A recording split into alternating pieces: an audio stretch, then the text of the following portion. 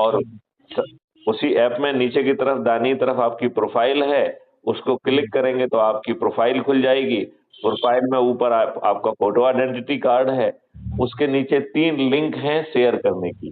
पहली है व्हाट्सएप पे शेयर करने की, दूसरी है कि कॉपी करके कहीं पे भी पेस्ट करके एसएमएस आदि पर भी भेज सकते हैं, और तीसरा है शेयरिंग ऑन सोशल मीडिया। तो उससे directly Facebook, Twitter, Instagram, LinkedIn जहां आपको भेजना है वहां भेज सकते हैं। और इसे भेजने में ये विशेष तौर पर हमें अपने परिवार के सदस्य, अपने रिश्तेदार, अपने मित्र, अपने पड़ोसी और जिन संगठनों से हम जुड़े हुए हैं उनको जरूर भेजना है, राइट। इनको भेज के आपका सत्यनारायण कथा का तीसरा अध्याय पूरा हो जाता है। और फिर सत्यनारायण कथा का चौथा अध्याय कह रहा है कि भाई जिसको आपने लिंक भेजी है उसको फोन लगाइए और कहिए अच्छा भारत चाहिए, इस तरीके का। यदि वो कहते हैं कि हाँ चाहिए, तो उसे संकल्प दिलाइए और उससे संकल्प लीजिए कि चारों जो है ना कार्रवाइयां करेंगे। अब बताइए कमलेश झा जी, क्या ये कठिन है? ये चारों चीजों में से कुछ कठिन है या एकदम सरल है? नहीं, हम लोग तो अपना, हम लोगों का मैटर क्लियर है, लेकिन हम लोग बात करते हैं ना, जैसे वीडियो भेजा, हमने कहा देखिए इनको, इनसे जुड़िए, जैसे इसमें ऑप्शन है उसको लिंक को शेयर करके वो एक्टिव कर, शेयर नहीं, इसको इसमें ज्वाइन करिए अंदर। तो जिस पॉइंट ऑफ व्यू से हम लोग डिस्कस करते हैं ना, उस पॉइंट ऑफ व्यू से जो सामने वाली रहती है कुछ पार्टी, या तो हम समझा नहीं पाते हैं, या नहीं तो ये होता है जो वो इतना इंटरेस्ट नहीं लेती है। और नहीं, मेरा ये कहना है कि सवाल इंटरेस्ट का है ही नहीं। सवाल तो ये है संकल्प लेने का कि अच्छा भारत चाहिए कि नहीं चाहिए। वो भारत दिलाने के लिए पूरी रणनीति बनी हुई है, 21 लक्ष्य हैं, 5 मौलिक अधिकार हैं, जिनके मॉडल्स भी बने हुए हैं और टेक्नोलॉजी भी बनी हुई है। आपके सिर पे हम कोई जो है ना भार नहीं डाल रहे हैं, ना आपसे चंदा लिया जा रहा है, ना आपको और कोई काम करना है। और मात्र इतना करने से यदि आपको अच्छा भारत मिल सकता है, तो हम अपने लोगों को क्यों नहीं जगा पा रहे हैं? दुनिया को मत जगाइए। अभी जो है ना, अभी कुछ मीटिंग हम लोग कर रहे हैं दिल्ली में, फिर जी। से विधानसभा का फिर इलेक्शन आ रहा है ना दिल्ली का, तो सब लोग आ रहे हैं, तो उसमें आप भी पार्टिसिपेट आइए, होइए, और अपनी बातों को और अच्छे विस्तार पूर्वक डिस्कस होगा ना, क्वेश्चन आंसर वाला, इस नहीं, तरह की देखो, चीजों का मेरा ये कहना है कि उस संगोष्ठी को आप चुनाव से हटके महापरिवर्तन के लिए संगोष्ठी करिए ना। महापरिवर्तन के लिए उसका नहीं, उसका हम नहीं, हम क्या करें, हम तो हैं ही साथ आपके बैनर तले एक मीटिंग रख लेते हैं। हाँ, वो ठीक उसी है। पे बात होगा। बिल्कुल बिल्कुल, क्योंकि देखो जानते क्या है, सामने वाला जैसे ज्यूम करिए कि चुनाव के लिए आया, अब उसकी सीमित वो है। अब बताओ जो भी चुनाव में जा रहा है, एक भी राजनीतिक पार्टी एक जो है ना सीट जीतने की स्थिति में नहीं है। तो मुझे तो यही समझ में नहीं आता है कि वो राजनीतिक पार्टी एग्जिस्ट किसके लिए कर रही है। और हम ये कह रहे हैं कि चलिए भाई आपने बना ली है पार्टी, हम उसको काम को करते रहें। साथ में यदि अच्छा भारत चाहिए तो ये संकल्प लेने में क्या दिक्कत है? आप किसी भी पार्टी।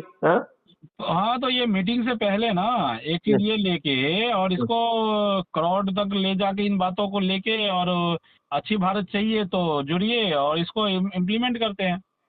बिल्कुल बिल्कुल, मेरा सोचना ये है कि इसी विषय को लेके यदि आप कोई मीटिंग आहूत कर सकते हैं, तो उससे क्या रहेगा कि किसी को आपत्ति नहीं रहेगी, क्योंकि मीटिंग ही इसी चर्चा के लिए है। क्योंकि देखिए, हम आपको आपकी पॉलिटिकल गतिविधि के लिए मना नहीं कर रहे हैं। आप जो कर सकते करते रहिए, साथ में एक संकल्प भी ले लीजिए कि हमें अच्छा भारत चाहिए और ये 4 उपाय करना है। तो यदि सभी लोग अच्छा भारत करने के लिए 4 उपाय कर देंगे, तो हम 9 दिन में 100 करोड़ हो जाएंगे। और हम ये कह रहे हैं 9 दिन में नहीं होते, 90 दिन में हो जाएंगे। 90 दिन में नहीं होंगे, 180 दिन में हो जाएंगे। लेकिन वो तब होंगे जब हम संकल्प लेके छोटा सा उपाय करेंगे। फिर हम में से देखिए, जो संकल्प राजनीतिक सभा जो है ना, एक संकल्प सभा ऑर्गेनाइज कर लेते हैं 50-100 लोगों का, बिल्कुल ठीक है। और उस चीज को लेके, उस पॉइंटों को लोग लेके जो इलेक्शन में भी जाते हैं, क्या बुराई है उसमें? देखिए, मुझे उसमें कोई आपत्ति नहीं है, लेकिन मेरा ये कहना है जब तक हम लोगों को जगाने के लिए पर्याप्त प्रयास नहीं करेंगे, तो हमें उसका कोई अनुकूल रिजल्ट नहीं मिलेगा। तो उसको गाइड करिएगा, उसमें जाना है नहीं जाना वो एक अलग चीज है, नहीं बाकी नहीं, मीटिंग देखिए तो हो देखिए जाए। देखिए, आप पॉलिटिकल पार्टी हैं, आपने इलेक्शन लड़ने के लिए ही किया है, तो आप बिल्कुल जाइए। लेकिन मेरा ये कहना है कि ये संकल्प ले लीजिए, और यदि इस रणनीति के तहत जो है आगे चंद्रगुप्त और महाचंद्रगुप्त बनना है तो थोड़ी सी एक्स्ट्रा कार्रवाई कर लीजिए। स्कूलों में जाइए, कॉलेज में जाइए, उनके बच्चों के माध्यम से उनके माता पिता के पास तक पहुंचिए। हम जो है ना, ढेर सारे धार्मिक संगठन हैं जिनसे लाखों लोग जुड़े हुए हैं, उन संगठनों के पास पहुंचे, क्योंकि वो भी एक अच्छा काम कर रहे हैं। जो अच्छा काम कर रहे हैं उसके साथ में जो वो संकल्प लेते हैं, एक अच्छे भारत का संकल्प भी ले लें। ढेर सारे कथावाचक हैं जो कि लाखों की भीड़ इकट्ठी जो ना हो रही है उनको सुनने के लिए, वहां पर भी वो संकल्प लेते हैं। उस संकल्प के लिए के साथ साथ एक अच्छे भारत का संकल्प भी ले लें। और मुझे लगता है ना धार्मिक संगठन को कोई दिक्कत होना चाहिए, ना कथावाच को कोई दिक्कत होना चाहिए, क्योंकि अच्छा भारत तो हर किसी को चाहिए होना चाहिए ना। और फिर जो है हम एनजीओज के पास जाएं, पॉलिटिकल पार्टियों के पास जाएं। देखिए, पॉलिटिकल पार्टी में भी जो लोग हैं, एक कार्यकर्ता की दृष्टि से देखिए, उसका तो शोषण ही हो रहा है ना। वो सुबह से शाम तक लगा हुआ है इस उम्मीद में कि कल उसे टिकट मिलेगा। उसको टिकट जो है ना पैसे लेके दिया जा रहा है, राइट? उसके जीतने की संभावना है नहीं है वो उसको वो जो मालूम नहीं है। उसको जो है कहीं न कहीं से जब तक पैसे नहीं कमाता है, क्योंकि जब भी जो आज की गंदी पॉलिटिक्स है उसके तहत तो दारू बाँटना, साड़ी बाँटना, पैसे बाँटना यही धंधा चल रहा है।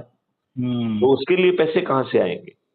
तो यदि जो है जो कुछ भी हो रहा है, यदि वही राजनेता, वही जो है कार्यकर्ता, यदि साथ में चंद्रगुप्त और महाचंद्रगुप्त बनने का संकल्प ले लेगा, तो लोगों को जोड़ने की जो है ना गति बढ़ जाएगी। और यदि जो है ना एक संकल्प 21 महालक्ष्य और 5 मौलिक अधिकारों के लिए, अच्छे भारत के लिए, यदि हम लोग एक बैनर के नीचे आ जाते हैं संकल्प लेके, क्योंकि ये तो मेरिट लिस्ट है, इसमें तो कंपटीशन है, राइट?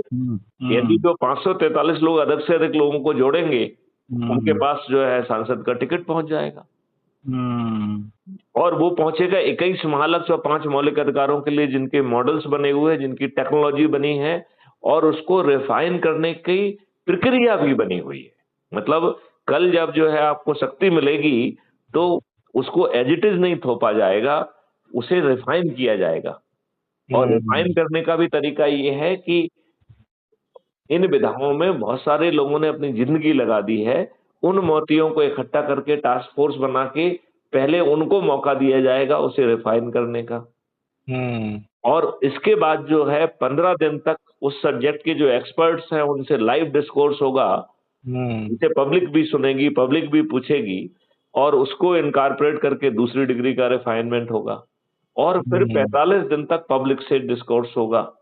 तो तब इस पक के फिर वो नियम कानून में कन्वर्ट होगा। तो हमारा तो मानना ये है कि आज जो हमारे बोर्ड से चुना हुआ है, आज जो हमारा नेता है, उसकी बड़ी जिम्मेवारी है कि ये काम करे। और पहला अनुरोध हम उसी से करेंगे, लेकिन आज हमारे अनुरोध को कोई नहीं सुनेगा।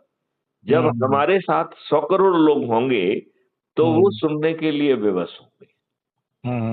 क्योंकि देखिए, नियम कानून बनाने में कोई दिक्कत है? नहीं है। मॉडल्स बनाने में कोई दिक्कत है? नहीं है। रिफाइन करने में दिक्कत है? नहीं है। टेक्नोलॉजी के डेवलप करने में कोई दिक्कत है? नहीं है। तो क्या प्रॉब्लम है? एक सोच का ही तो प्रॉब्लम है, और वो सोच इनकी है नहीं। आप बताइए, राजनेताओं ने जब हम स्वतंत्र हुए तो किसको टिकट दिए? राजा महाराजे और जमींदारों, जो कि उस समय के शोषक वर्ग को रिप्रेजेंट करते थे कि नहीं करते थे? तो आज भी वही हो रहा है।